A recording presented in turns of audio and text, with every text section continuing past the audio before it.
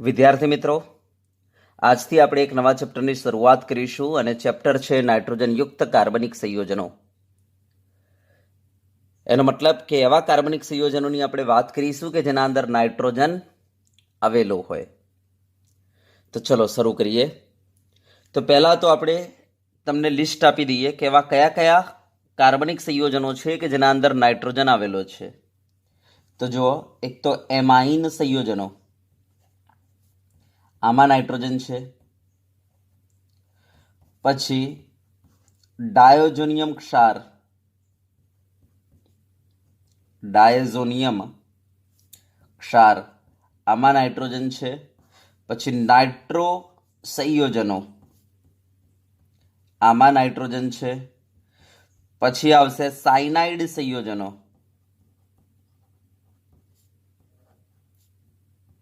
આમાં નાઇટ્રોજન છે.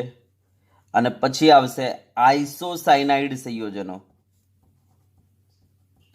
આઇસોસાયનાઇડ સંયોજનો, યસ, આમાં નાઇટ્રોજન છે. તો આપણે આ 5 ટોપિક ઉપર અહીંયા વાત કરીશું. તો ચલો પહેલા આપણે સ્ટાર્ટ કરીશું એમાઇન સંયોજનો. ચલો તો હવે જુઓ, એમાં આપણે પહેલું સ્ટાર્ટ કરીશું એમાઇન સંયોજનો.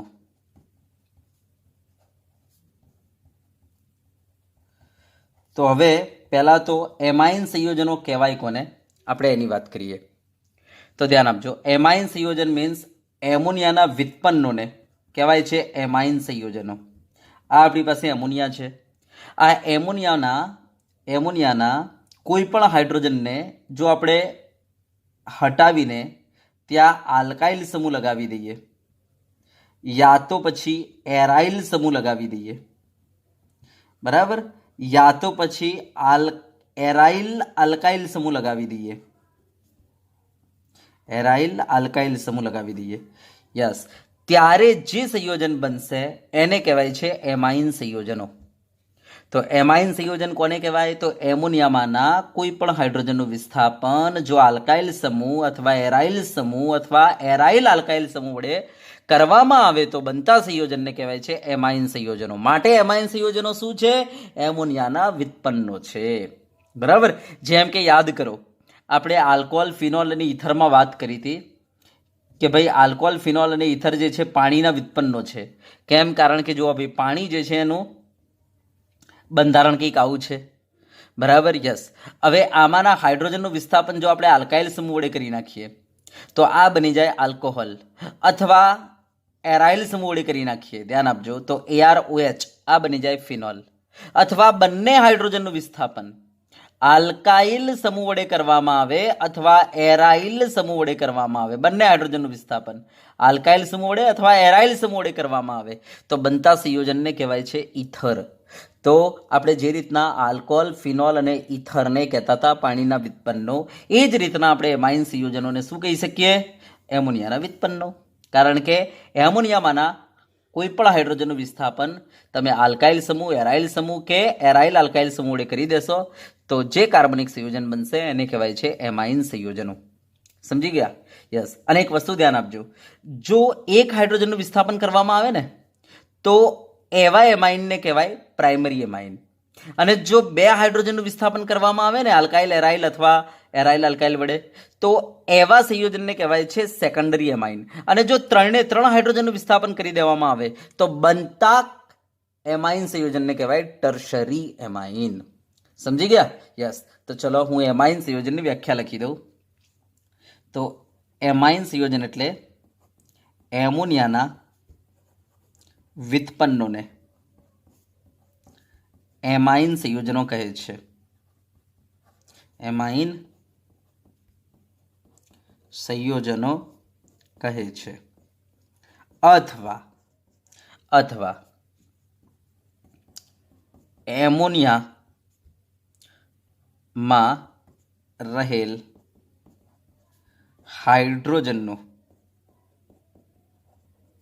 વિસ્થાપન, એમોનિયામાં રહેલા હાઇડ્રોજનનું વિસ્થાપન આલ્કાઇલ સમૂહ કે પછી એરાઇલ समूह के पछी एराइल आल्काइल समूह वडे करता बनता कार्बनिक संयोजन ने बनता कार्बनिक संयोजनों ने कहेवाय छे एमाइन संयोजनों। एमाइन संयोजनों कहे छे। जो एक हाइड्रोजन विस्थापन करवामां आवे तो प्राइमरी, जो बे हाइड्रोजन विस्थापन करी देवामां आवे तो सेकंडरी, अने जो 3 हाइड्रोजन विस्थापन करी देवामां आवे तो एने टर्सरी एमाइन कहे छे। बराबर। तो आ एमाइन संयोजननी व्याख्या थई गई। चलो हवे हूँ तमने आनुं बंधारण बतावुं। बराबर। एमाइन संयोजननुं बंधारण केवुं होय छे तो चलो ध्यान आपो। चलो हवे आपणे बंधारणनी वात करीए। हवे ध्यान आपजो। एमाइन संयोजनो जे छे एमोनियाना व्युत्पन्नो छे। बराबर। तो આપણે પહેલા એમોનિયાનું બંધારણ સમજી લઈએ, એના ઉપરથી આપણને એમાઇન સંયોજનોનું બંધારણ ખબર પડી જશે। તો ચલો પહેલા આપણે એમોનિયાનું બંધારણ સમજી લઈએ। હવે આ એમોનિયા આપણી પાસે, હવે આ એમોનિયામાં તમે જોઈ શકો છો સેન્ટ્રલ એટમ નાઇટ્રોજન છે। યસ, આ નાઇટ્રોજન જે છે એની આસપાસ કેટલા થિંગ્સ લાગેલા છે તો 1 2 3 અને આ લોન પેર મીન્સ એક થિંગ્સ, તો એમ કરીને આ 4 માટે આપણે કહી શકીએ કે આમાં નાઇટ્રોજનનું સંકરણ કયું બનશે તો sp3, કારણ કે 1 અને આ 3 એમ કરીને 4 થઈ જાય તો આપણે કહી શકીએ કે આમાં નાઇટ્રોજનનું સંકરણ કયું છે sp3 છે। જો આને વધારે ડિટેલથી સમજવું હોય તો આ રીતના આપણે સમજી શકીએ કે ભાઈ નાઇટ્રોજનનો પરમાણુ ક્રમાંક 7 છે તો ઇલેક્ટ્રોન રચના 1s2 2s2 2p3 બને। યસ, હવે આમાં બાહ્યતમ કોષના અંદર જો 5 ઇલેક્ટ્રોન છે, આપણે કહી શકીએ કે આમાં 2s માં 2 છે અને 2p માં 3 છે, તો આ 2s માં 2 અને 2p માં 3, તો આ રીતના 2p માં 3 છે। બરાબર। તો આપણે કહી શકીએ કે આના અંદર s માં 2 ઇલેક્ટ્રોન છે। બરાબર, ધ્યાનથી જોજો, s માં 2 ઇલેક્ટ્રોન અને આ 2p છે આપણી પાસે, 2px 2py અને આ 2pz। હા, આમાં એક ઇલેક્ટ્રોન, આમાં એક ઇલેક્ટ્રોન છે ને આમાં એક ઇલેક્ટ્રોન છે। યસ, બરાબર। હવે આમની વચ્ચે શું થાય છે, સંમિશ્રણ થાય છે, એક s અને 3p। બરાબર, એમની વચ્ચે સંમિશ્રણ થાય છે, જેના કારણે જેટલી માત્રામાં સંમિશ્રણ પામે સામે એટલી જ માત્રામાં બને, આપણને ખબર છે। યસ, જેમના કદ ઉર્જા કેવા હોય છે, સરખા। યસ, તો 4 નવી કક્ષકોનું નિર્માણ થશે, જેમના કદ અને ઉર્જા કેવી હોય છે, સરખી હોય છે। આવી 4 કક્ષકોનું નિર્માણ થશે, જેમાં એક કક્ષકમાં 2 ઇલેક્ટ્રોન હશે। યસ, બાકી બધી કક્ષકમાં એક એક ઇલેક્ટ્રોન હશે। કેમ? કારણ કે તમે જોઈ શકો છો આના અંદર એકમાં 2 છે, બાકી બધામાં એક એક છે। માટે જે નવી નિર્માણ પામે છે કે જેમના કદ સમાન છે, ઉર્જા સમાન છે, એવી કક્ષકોમાં તમે જોઈ શકો છો કે એકમાં 2 ઇલેક્ટ્રોન હશે, બાકી બધામાં એક એક ઇલેક્ટ્રોન હશે। હવે આ જે બની છે sp3 સંકૃત કક્ષકો કહેવાય, કારણ કે આમાં એક s ઇન્વોલ્વ થયેલી છે અને 3 p ઇન્વોલ્વ થયેલી છે, તો આ sp3 સંકૃત કક્ષક, આ sp3 કહેવાય, આપણે sp3 કહેવાય, આપણે sp3 કહેવાય। બરાબર। યસ, હવે આ 4 કક્ષકો અવકાશના અંદર મહત્તમ અંતર રાખીને ગોઠવાય છે। જો આપણે મહત્તમ અંતર રાખીને ગોઠવીએ નાઇટ્રોજનની આ 4 sp3 સંકૃત કક્ષકોને તો એનો આકાર કેવો બનશે તો કંઈક આવો બનશે। એક આમ ગોઠવી ગઈ sp3। યસ, એક આમ ગોઠવી જશે sp3।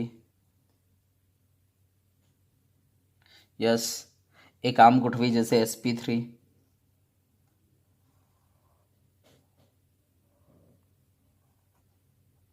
યસ, અને એક આમ ગોઠવી જશે sp3।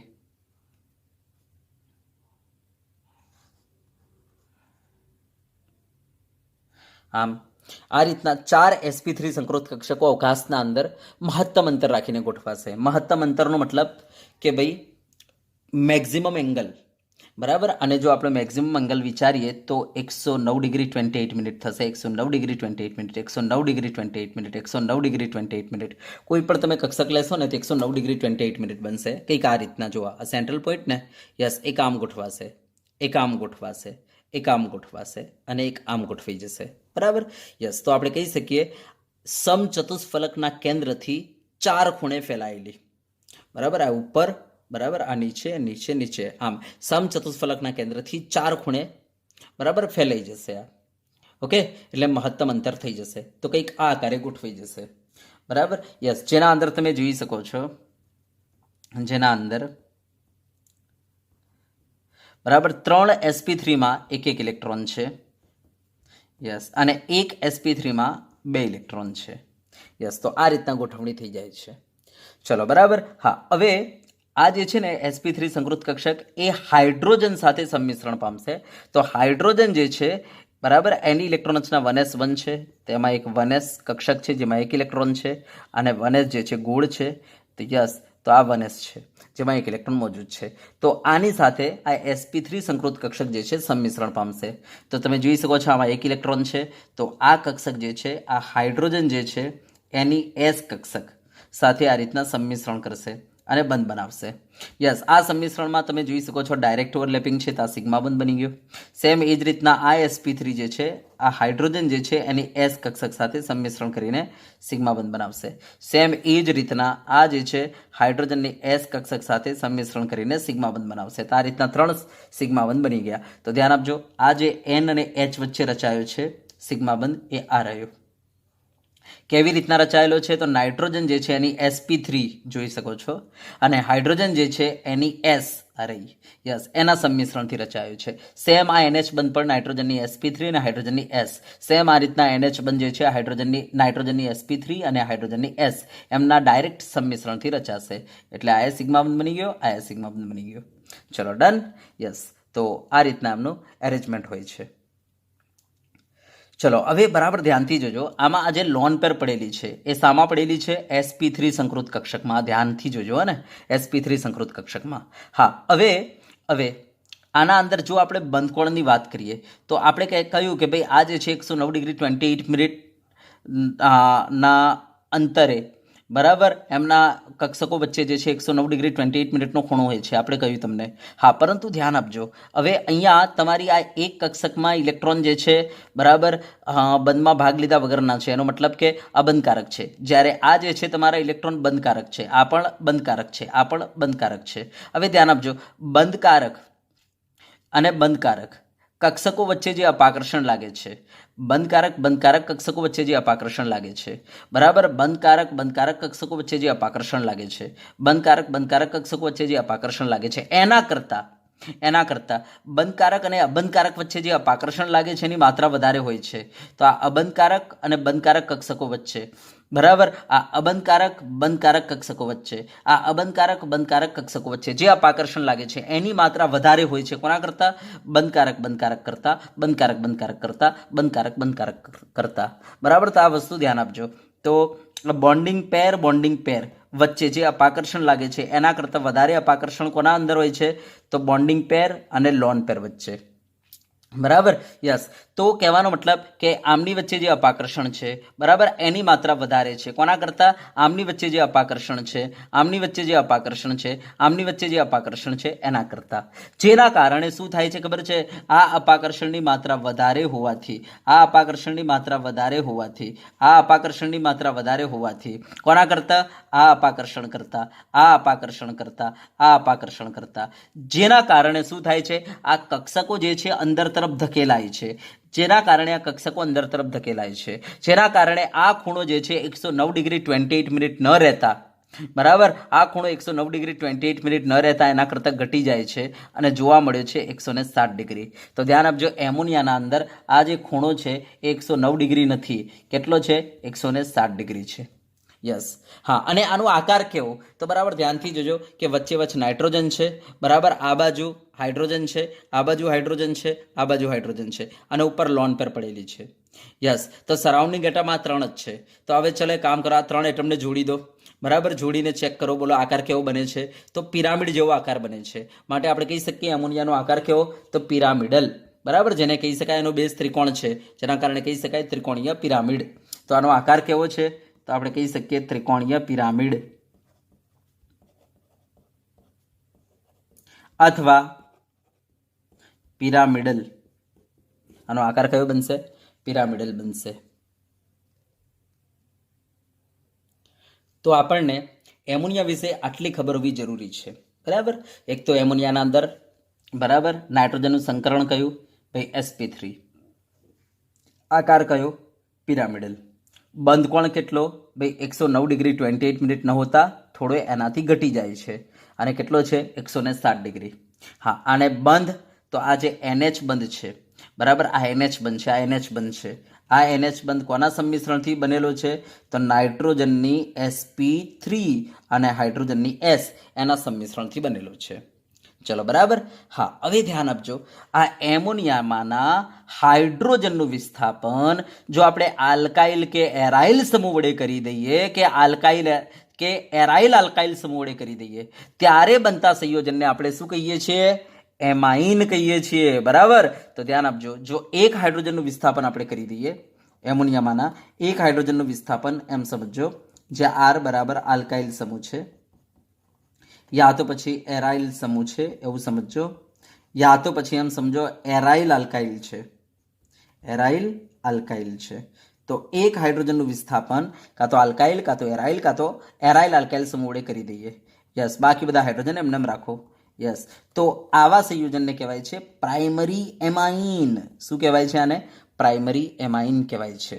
યસ, હવે ધ્યાન આપજો, જો આપણે બે હાઇડ્રોજનનું વિસ્થાપન, બરાબર, એમોનિયામાંના બે હાઇડ્રોજનનું વિસ્થાપન જો આપણે કરી દઈએ આલ્કાઇલ એરાઇલ અથવા એરાઇલ આલ્કાઇલ સમૂહ વડે, યસ, તો બનતા સંયોજનને કહેવાય છે સેકન્ડરી એમાઇન. શું કહેવાય છે? સેકન્ડરી એમાઇન કહેવાય છે. અને જો ત્રણેય હાઇડ્રોજનનું વિસ્થાપન આલ્કાઇલ, એરાઇલ કે એરાઇલ આલ્કાઇલ વડે કરી દેવામાં આવે તો બનતા સંયોજનને કહેવાય છે ટર્સરી એમાઇન. બરાબર. તો આ ધ્યાન આપજો. ચલો, ક્લિયર? તો બોલો, એમાઇન સંયોજન કોને કહેવાય? ખબર પડી ગઈ હશે. બરાબર. તો એમોનિયામાંના હાઇડ્રોજનનું વિસ્થાપન જો આપણે આલ્કાઇલ સમૂહ વડે, યા તો એરાઇલ સમૂહ વડે, કાં તો એરાઇલ આલ્કાઇલ સમૂહ વડે કરી દઈએ તો આપણે એને એમાઇન કહીશું. જો એક હાઇડ્રોજનનું વિસ્થાપન કરીએ તો પ્રાઇમરી, બે હાઇડ્રોજનનું વિસ્થાપન કરી દઈએ સેકન્ડરી, અને જો ત્રણેય હાઇડ્રોજનનું વિસ્થાપન કરી દઈએ તો ટર્શરી એમાઇન આપણે કહીશું. યસ, હવે આ ત્રણનો આકાર કયો? તો આપણે કહીશું આ ભાઈ એમોનિયામાંથી જ બનેલા છે, માટે આનો આકાર કયો રહેશે? તો ભાઈ આનો આકાર રહેશે પિરામિડલ, હે ને? ત્રિકોણીય પિરામિડ અથવા પિરામિડલ. યસ. ચલો, હવે આમાં નાઇટ્રોજનનું સંકરણ કયું રહેશે? તો ભાઈ sp3 જ રહે, કારણ કે એમોનિયામાં નાઇટ્રોજનનું sp3 હતું એટલા માટે. યા તો તમે જોઈ શકો છો નાઇટ્રોજનની આસપાસ કેટલા થિંગ્સ છે? તો જો આ 4 થિંગ્સ, 1 2 3 અને આ 4, આ પેર એટલે 1, એમ કરીને 4, માટે આપણે કહી શકીએ કે આના અંદર નાઇટ્રોજનનું સંકરણ તમારું sp3 હશે. ચલો, બરાબર. યસ, હવે બંધ કોણની જો આપણે વાત કરીએ તો ભાઈ એમોનિયામાં બંધ કોણ કેટલો હતો? 107. હવે એમોનિયામાં અહીંયા હાઇડ્રોજન છે, જ્યારે અહીંયા શું છે? તો ભાઈ એક હાઇડ્રોજનની જગ્યાએ અહીંયા બલ્કી સમૂહ છે, બરાબર, આલ્કાઇલ યા તો એરાઇલ આલ્કાઇલ જેવો બલ્કી સમૂહ છે. તો આપણે કહીશું કે અહીંયા, બરાબર, આ સમૂહ અને આ સમૂહ વચ્ચે જે અપાકર્ષણ લાગશે, મીન્સ આ જે વિસ્થાપિત સમૂહ છે અને હાઇડ્રોજન વચ્ચે જે અપાકર્ષણ લાગશે, એ અપાકર્ષણની માત્રા અહીંયા વધારે હશે. કોના કરતા? હાઇડ્રોજન કરતા. કેમ? કારણ કે આ બલ્કી સમૂહ છે, જેના કારણે સમૂહ બહુ મોટો છે, જેના કારણે આ હાઇડ્રોજન સાથે ટકરાશે, બરાબર, જેના કારણે આ અપાકર્ષણ વધારે હશે. કોના કરતા? ભાઈ એમોનિયા કરતા. જેના કારણે આ બંધકોણ જે છે થોડો ખુલી જશે, જેના કારણે કહી શકીએ કે ભાઈ પ્રાઇમરી એમાઇનના અંદર બંધકોણ જે છે 107 ડિગ્રી કરતા થોડો મોટો હશે. હા, સેકન્ડરી એમાઇનમાં ઓર મોટો હશે. કેમ? કારણ કે સાહેબ એમાં બે બલ્કી સમૂહ લાગેલા છે, જેના કારણે અપાકર્ષણની માત્રા વધારે હશે, જેના કારણે આ ઓર ખુલી જશે, જેના કારણે આપણે કહી શકીએ ભાઈ આમાં બંધકોણ જે છે પ્રાઇમરી એમાઇન કરતા વધારે હશે. બરાબર. યસ, અને ટર્સરી એમાઇનમાં તો સાહેબ 3 તમારા આલ્કાઇલ સમૂહ છે, મીન્સ 3 તમારા આલ્કાઇલ એરાઇલ કે એરાઇલ આલ્કાઇલ સમૂહ છે, એનો મતલબ 3 બલ્કી સમૂહ છે, જેના કારણે અહીંયા અપાકર્ષણ ઓર વધારે હશે. બરાબર. યસ, જેના કારણે સાહેબ આ ઓર વધારે ખુલી જશે, જેના કારણે બંધકોણ સેકન્ડરી એમાઇનમાં છે એના કરતાં અહીંયા વધારે હશે. તો ધ્યાન આપજો, એમોનિયા કરતા, બરાબર, પ્રાઇમરી એમાઇનમાં બંધકોણ વધારે હશે, એના કરતાં સેકન્ડરી એમાઇનમાં ઓર વધારે હશે, એના કરતાં ટર્સરી એમાઇનમાં ઓર વધારે હશે બંધકોણ. બરાબર. તો આ વસ્તુ ધ્યાન આપજો. ચલો, ક્લિયર છે? યસ. જો હું તમને એક એક્ઝામ્પલ પણ આપી દઉં. આપણી એનસીઆરટીમાં એક્ઝામ્પલ આપેલું છે. આ મારી પાસે ટ્રાઇમિથાઇલ એમાઇન છે. યસ, ટ્રાઇમિથાઇલ એમાઇન છે. યસ, આના અંદર જ્યારે બંધકોણ આપણે જોયો તો ખબર પડી આ બંધકોણ જે છે 108 ડિગ્રી હતો. તો તમે જોઈ શકો છો જે એમોનિયામાં બંધકોણ છે 107 ડિગ્રી, એના કરતાં જોવા આ બંધકોણ કેવો છે? મોટો છે. સમજી ગયા? યસ. તો ધ્યાન આપજો, અપાકર્ષણના કારણે ધીરે ધીરે બરાબર જેમ જેમ તમે વિસ્થાપન વધારે કરતા જશો એમ એમ બંધખોળ વધતો જશે. બરાબર, તો આ વસ્તુ ધ્યાન આપજો. અને હવે ધ્યાન આપજો કે આના અંદર જે આપણા બંધ છે, એક તો NH બંધ છે, બરાબર, પછી N આપણે કહી શકીએ આલ્કાઇલ સમૂહ જે હશે એ તમારો, બરાબર, તો આ જે કાર્બન છે તમારો આલ્કાઇલ સમૂહનો, યસ, આલ્કાઇલ સમૂહનો કાર્બન છે આ, અને આ N તમારો આ કાર્બન છે એરાઇલ સમૂહનો, યસ.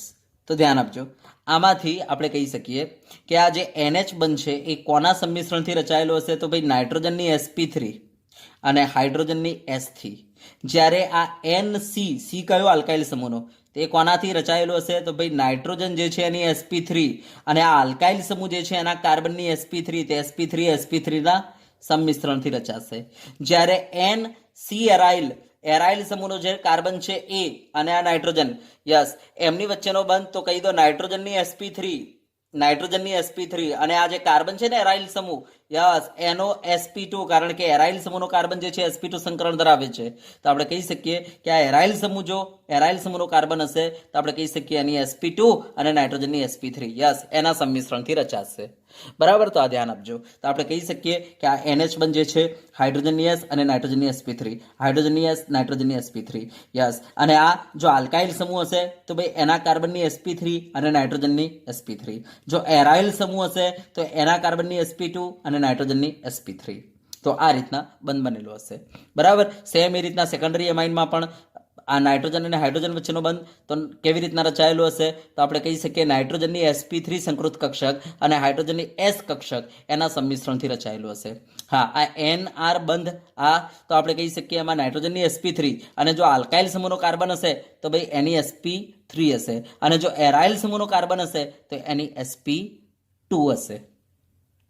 સેમ એ રીતના આ NR બંધ તો નાઇટ્રોજનની sp3, પણ જો આલ્કાઇલ સમૂહનો કાર્બન હશે તો એની sp3 અને જો એરાઇલ સમૂહનો કાર્બન હશે તો એની sp2, એના સંમિશ્રણથી રચાયેલો હશે.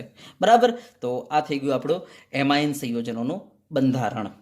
બરાબર, તો આ એમનું ઇલેક્ટ્રોનિક બંધારણ થઈ ગયું. ચલો, ક્લિયર છે? બોલો, ખબર પડશે? Okay, yes. ચલો, હવે આપણે તમને એમાઇન સંયોજનો જે છે એમનું વર્ગીકરણ બતાવીએ. તો ચલો હવે આપણે વર્ગીકરણ બતાવીએ. ચલો, તો હવે વર્ગીકરણની આપણે વાત કરીએ. એમાઇન સંયોજનોનું વર્ગીકરણ.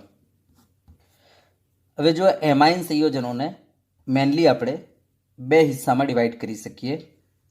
એક છે એલિફેટિક એમાઇન સંયોજનો અને બીજો છે એરોમેટિક એમાઇન સંયોજનો. બરાબર, એરોમેટિક જે એમાઇન સંયોજનો હોય છે એને આપણે બે હિસ્સામાં ડિવાઈડ કરી શકીએ. એરોમેટિકને એક છે કેન્દ્રીય વિસ્થાપિત એરોમેટિક એમાઇન સંયોજનો, કેન્દ્રીય વિસ્થાપિત, બરાબર, એરોમેટિક એમાઇન સંયોજનો, જેને આપણે કહી શકીએ એરાઇલ એમાઇન, જેને આપણે એરાઇલ એમાઇન કહીશું. બરાબર, અને એક બીજું આવશે સાઇડ ચેન વિસ્થાપિત, બરાબર, એમાઇન સંયોજનો. બરાબર, યસ, જેને આપણે કહીશું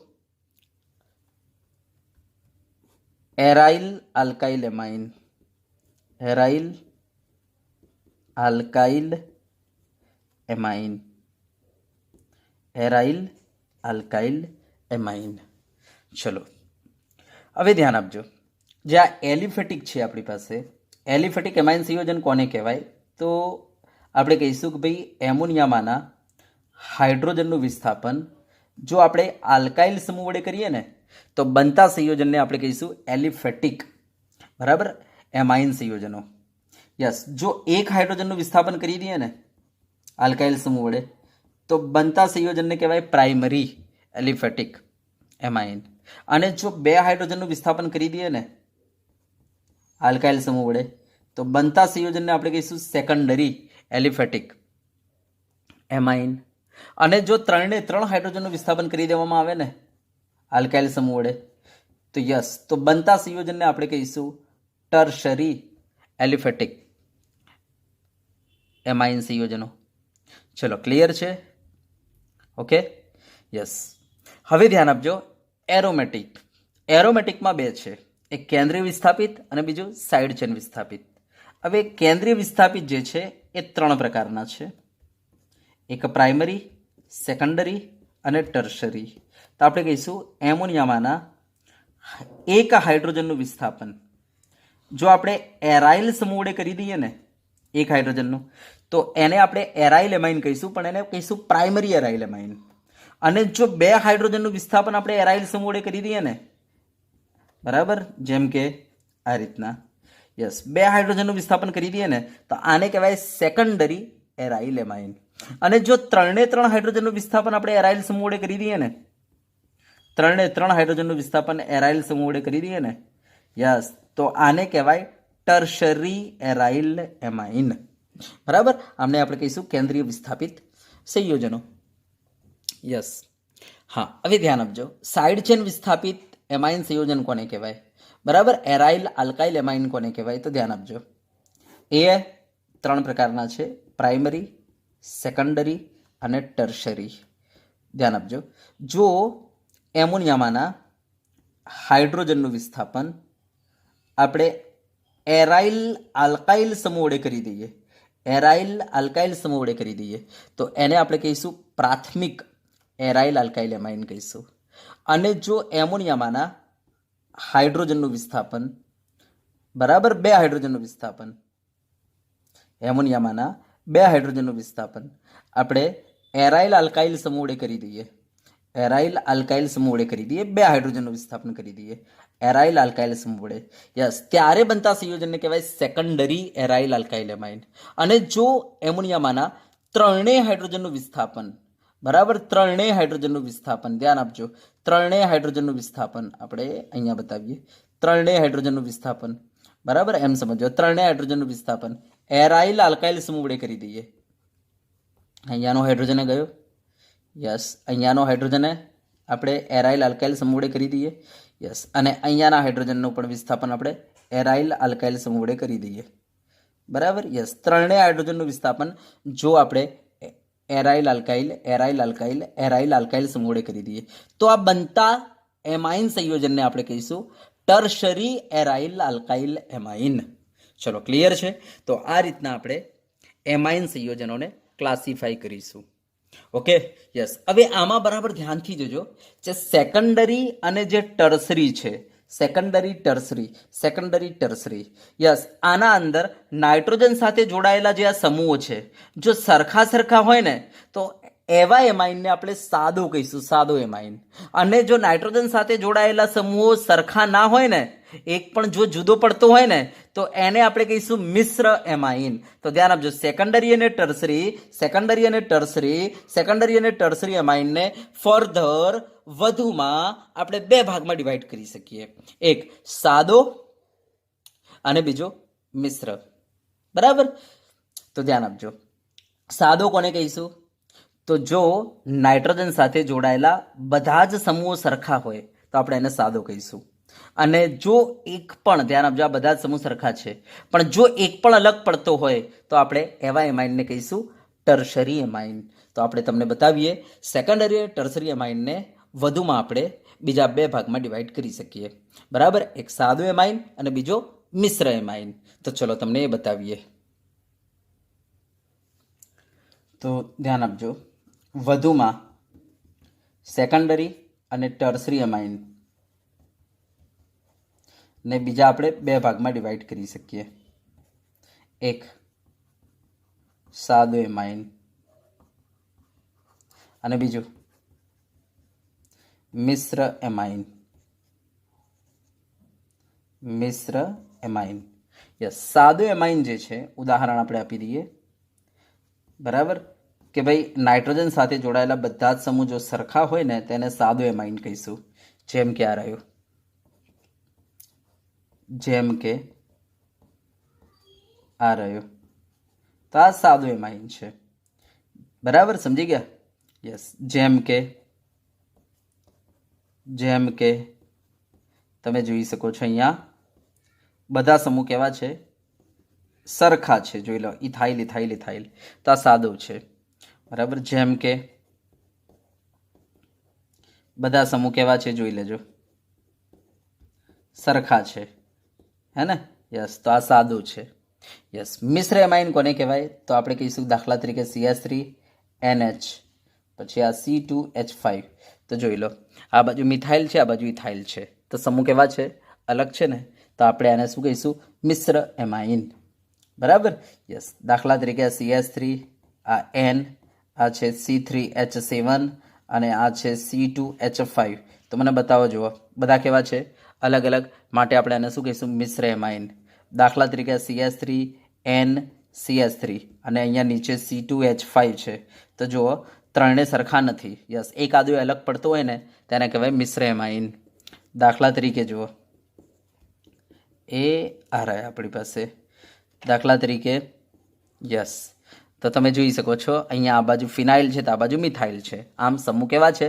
અલગ છે, તો આપણે આને શું કહીશું? મિશ્ર એમાઇન. સમજી ગયા ને? યસ, દાખલા તરીકે એ આ ટાઈપનું છે, તો આપણે આને શું કહીશું? મિશ્ર એમાઇન. જુઓ, એક તો અલગ પડ્યો ને. યસ, તો આને કહેવાય મિશ્ર એમાઇન. તો ધ્યાન આપજો, સેકન્ડરી ટર્સરી એમાઇનને આપણે બરાબર વધુમાં સાદું એમાઇન અને મિશ્ર એમાઇન એમ બે ભાગમાં ડિવાઈડ કરી શકીએ. ચલો, ક્લિયર છે? ઓકે. હવે તમારે એક નોંધ યાદ રાખવાની છે, બરાબર ધ્યાનથી જોજો, કે જે એમોનિયમ આયન હોય છે, એમોનિયમ આયન,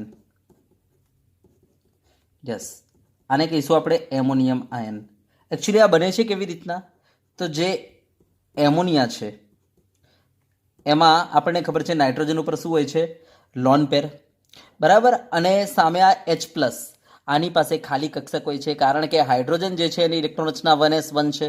હવે H+ એટલે એક ઇલેક્ટ્રોન દૂર કરો એટલે 1s0, તો આપણે કહી શકીએ H+ પાસે શું છે? 1s કક્ષક ખાલી છે, બરાબર. તો આ H+, જેની પાસે 1s કક્ષક ખાલી છે, બરાબર. હા, તો આ શું કરે છે? એમોનિયામાં જે નાઇટ્રોજન જે છે એ પોતાની લોન પેર જે છે આની પાસે ખાલી કક્ષક છે, તો એને બંધ બનાવવામાં આપી દે છે. આ રીતના પોતાની લોન પેર આપી દે છે, ત્યાં આ રીતના મૂકી દે છે, બરાબર. યસ, તો એમોનિયાએ શું કરી? પોતાની લોન પેર બંધ બનાવવામાં વાપરી નાખી. એક ઇલેક્ટ્રોન અહીંયા મૂકી દીધો, એક ઇલેક્ટ્રોન અહીંયા મૂકી દીધો. યસ, તો નાઇટ્રોજને શું કર્યું? લોન પેરનો એક ઇલેક્ટ્રોન તો પોતાની પાસે જ રાખ્યો, પણ એક ઇલેક્ટ્રોન કોને આપી દીધો? પેલા હાઇડ્રોજનને, અને વચ્ચે શું બની ગયો? બંધ બની ગયો. તો આમ નાઇટ્રોજને એક ઇલેક્ટ્રોન ગુમાવ્યો કહેવાય, કારણ કે એકચ્યુઅલી બે હતા એની પાસે ઇલેક્ટ્રોન, તો એક તો પોતાની પાસે જ રાખ્યો પણ બંધમાં કરી દીધો, અને બીજો ઇલેક્ટ્રોન જે છે સામેવાળા એટમને આપી દીધો કે જેની પાસે ખાલી કક્ષક હતી, H+. યસ, જેના કારણે આપણે કહી શકીએ નાઇટ્રોજને એક ઇલેક્ટ્રોન ગુમાવી દીધો. આમ નાઇટ્રોજન ઉપર કયો ચાર્જ આવી ગયો? પોઝિટિવ. યસ, આ બની ગયો એમોનિયમ આયન. તો ધ્યાન આપજો, એમોનિયમ આયન જે છે, યસ, કંઈક આ રીતના બનતો હોય છે. કેવી રીતના? તો એમોનિયામાંના નાઇટ્રોજન પોતાની જે લોન પેર છે એ કોની? આ હાઇડ્રોજન સાથે, જેના અંદર કક્ષક ખાલી છે એની સાથે બંધ બનાવવામાં વાપરી નાખે છે. યસ, જેના કારણે એક ઇલેક્ટ્રોન તો પોતાની લોન પરનો પોતાની પાસે જ છે, પણ જે બીજો ઇલેક્ટ્રોન હતો એ પેલા H પાસે આવી ગયો, જેના કારણે આમ નાઇટ્રોજને એક ઇલેક્ટ્રોન ગુમાવ્યો કહેવાય. જેના કારણે નાઇટ્રોજને પોતાનો એક ઇલેક્ટ્રોન ગુમાવ્યો, માટે એના ઉપર કયો ચાર્જ આવી ગયો? પોઝિટિવ. યસ, અને આ બની ગયો એમોનિયમ આયન. હા, તો ધ્યાન આપજો, આ એમોનિયમ આયનમાંના ચારેય હાઇડ્રોજનનું વિસ્થાપન જો આપણે આલ્કાઇલ યા તો એરાઇલ યા તો આલ્કાઇલ એરાઇલ સમૂહ વડે કરી દઈએ અને જે સંયોજન બનશે એ સંયોજનને કહેવાય છે ચતુર્થક એમોનિયમ સંયોજન. તો ધ્યાન આપજો, આ ચારે ચાર હાઇડ્રોજનને આપણે વિસ્થાપન કરી દઈશું આલ્કાઇલ યા તો એરાઇલ આલ્કાઇલ સમૂહ વડે, જેને આપણે આર વડે દર્શાવીશું. યસ, તો આ ચારે ચાર હાઇડ્રોજનનું આપણે વિસ્થાપન કરી દીધું છે, બરાબર. યસ, ચારે ચાર હાઇડ્રોજનનું વિસ્થાપન કરી દીધું. હવે આ જે સંયોજન બન્યો આને કહેવાય છે ચતુર્થક એમોનિયમ સંયોજન, બરાબર. તો ચતુર્થક એમોનિયમ સંયોજન. તો આ એક એક્સ્ટ્રા નોંધ યાદ રાખજો. તો આ રીતના આપણે એમાઇન સંયોજનને એક આ કેટેગરીમાં પણ ડિવાઈડ કરી શકીએ. તો જ્યારે તમારા નાઇટ્રોજન સાથે ચાર આવા આલ્કાઇલ અથવા આલ્કાઇલ એરાઇલ સમૂહ જોડાયેલા હોય ત્યારે તમારું જે એમાઇન બનશે એ એમાઇનને આજથી શું નામ આપીશું? ચતુર્થક એમોનિયમ સંયોજન નામ આપીશું. ચતુર્થક એમોનિયમ સંયોજન નામ આપીશું, બરાબર. તો આ નોંધ કરીને યાદ કરી લેજો. ચલો, ક્લિયર? તો વિદ્યાર્થી મિત્રો, આપણે આજનો લેક્ચર અહીંયા સુધી રાખીશું, બરાબર. યસ, હવે નેક્સ્ટ લેક્ચરમાં આપણે તમને આઈયુપીએસસી નામ અને પ્રચલિત નામ એમાઇન સંયોજનોના, બરાબર, એ શીખવાડીશું. Okay, yes. તો આ લેક્ચરને આપણે આજે અહીંયા સુધી રાખીશું. ચલો, ઓકે.